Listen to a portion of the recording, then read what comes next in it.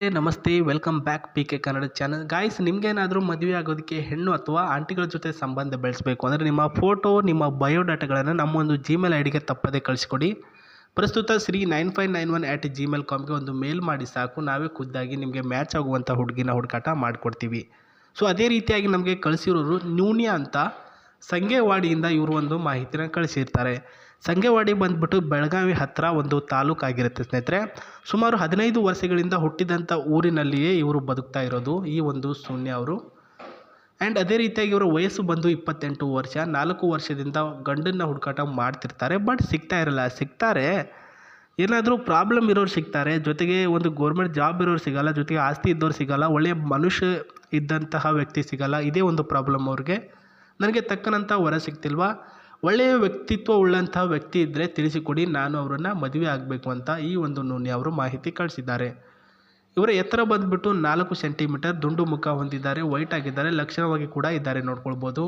And ಈ ಒಂದು jumper piece ಕೂಡ ಅಷ್ಟೇ ಲಕ್ಷಣವಾಗಿ ಉಟ್ಕೊಳ್ತಾರೆ ಸ್ನೇಹಿತರೆ. ದಿನಲೂ ಸಾರಿ ಕೂಡ ಹಾಕ್ಕೊಳ್ತಾರೆ ಅಂತ ಹೇಳಿರೋದು. ನ್ಯೂನ್ಯ ಅವರನ್ನು ಮದುವೆ ಆಗುವಂಥ ಹುಡುಗ ಈ ರೀತಿಯ ಒಂದು ಕ್ವಾಲಿಫಿಕೇಷನಲ್ಲಿ ಸೆಲೆಕ್ಷನ್ ಆಗಬೇಕು. ಮದುವೆ ಆಗಿವರೆಗೂ ಕುಂಕುಮ ಕೂಡ ಹಚ್ಕೊಳ್ಳಲ್ಲ ನಾನು, ಯಾವುದೇ ಕಾರಣಕ್ಕೂ ನೀವು ನನಗೆ ಹಚ್ಕೋ ಅಂತಂದ್ಬಿಟ್ಟು ತಲೆ ತಿನ್ನಬಾರ್ದು ಅಂತ ಹೇಳಿದ್ದಾರೆ ಸ್ನೇಹಿತರೆ. ಯಾಕಂದರೆ ಅದು ಅವರ ಸಂಸ್ಕೃತಿ ಮತ್ತು ಮನೆಯವ್ರು ಕಲಿಸಿರ್ತಕ್ಕಂಥ ಸಂಸ್ಕಾರ. ಹಾಗಾಗಿಯೇ ಅವರು ಮದುವೆ ಆಗುವವರೆಗೂ ಕುಂಕುಮ ಹಚ್ಕೊಳ್ಳಲ್ಲ.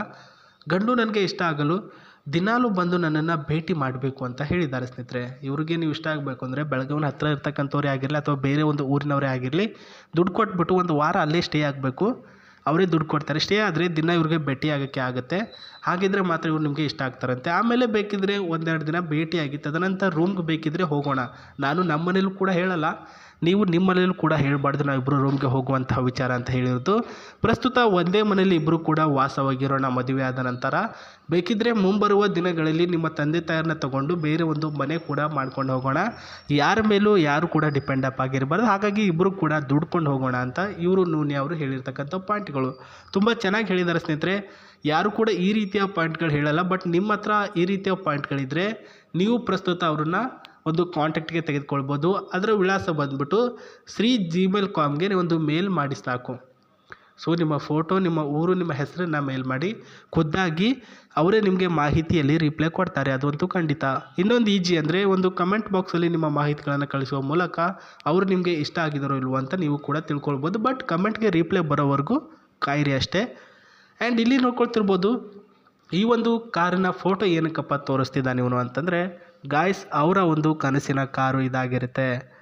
ಪ್ರಸ್ತುತ ಹುಡುಗರಿಗಷ್ಟೇ ಕಾರನ್ನ ತೆಗೆದುಕೊಳ್ಬೇಕು, ಅದರ ಸುತ್ತಾಡಬೇಕು ಅಂತ ಆಸೆ ಇರಲ್ಲ, ಹೆಣ್ಮಕ್ಳು ಕೂಡ ಇರುತ್ತೆ.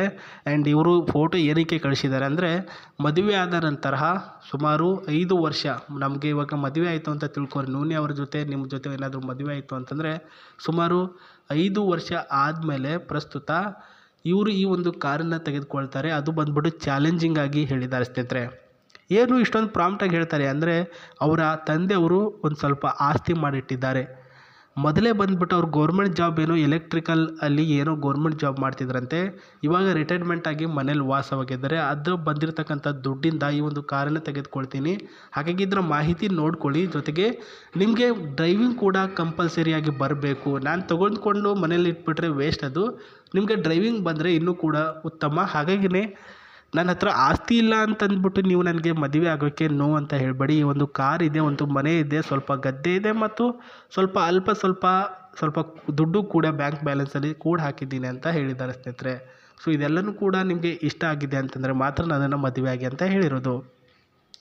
ಆ್ಯಂಡ್ ಒಳಗಡೆ ಇರ್ತಕ್ಕಂಥ ಕೆಲವೊಂದಿಷ್ಟು ಸೀಟಿನ ಸಿಸ್ಟಮು, ಜೊತೆಗೆ ಈ ಒಂದು ಡ್ರೈವಿಂಗ್ನ ಸಿಸ್ಟಮ್ ಕೂಡ ನೋಡ್ಕೊಳ್ಳಿ ಸ್ನೇಹಿತರೆ. ನಿಮಗೇನಾದರೂ ಕಾರಿನ ಬಗ್ಗೆ ಮಾಹಿತಿ ಇದ್ದರೆ ನೋಡ್ಕೊಳ್ಬೋದು. ನನಗೂ ಕೂಡ ಅಷ್ಟೊಂದು ಮಾಹಿತಿ ಗೊತ್ತಿಲ್ಲ. ಆ್ಯಂಡ್ ಸೀಟ್ ಬಂದ್ಬಿಟ್ಟು 3 ಸೀಟಿನ ಒಂದು ಕಾರ್ ಆಗಿರುತ್ತೆ. ಇದು ಬಂದ್ಬಿಟ್ಟು ಎಡಕ್ಕೆ ಡ್ರೈವರ್ ಸೀಟ್ ಇರುತ್ತೆ, ಎಲ್ಲ ಕಡೆ ಬಲಕ್ಕೆ ಇದ್ದರೆ ಇದು ಬಂದ್ಬಿಟ್ಟು ಎಡಕ್ಕೆ ಇರುತ್ತೆ ಸ್ನೇಹಿತರೆ. ಆ್ಯಂಡ್ ಇನ್ನೊಂದು ಸಿಸ್ಟಮ್ ಬಂದ್ಬಿಟ್ಟು ಮೇಲಿನ ಟಾಪ್ ಬಂದ್ಬಿಟ್ಟು ಮೇಲ್ಗಡೆ ನಿಂತ್ಕೊಳ್ಬೋದು. ಜೊತೆಗೆ ಸೀಟಿನ ಬಗ್ಗೆ ಕಾಲು ಹಾಕ್ಬಿಟ್ಟು ಮೇಲ್ಗಡೆ ನಿಂತ್ಕೊಂಡು ಸೆಲೆಬ್ರಿಟೀಸ್ಗಳೆಲ್ಲ ಇರ್ತಾರಲ್ಲ, ಆ ರೀತಿಯ ಒಂದು ಫೀಲು ಕೂಡ ಕೊಡುತ್ತೆ ಅಂತ ಹೇಳಿದ್ದಾರೆ. ಇದು ಇವತ್ತಿನ ಒಂದು ಮಾಹಿತಿ. ಮತ್ತೆ ನಾನು ನಿಮಗೆ ಸಿಗ್ತೀನಿ. ನಮಸ್ತೆ.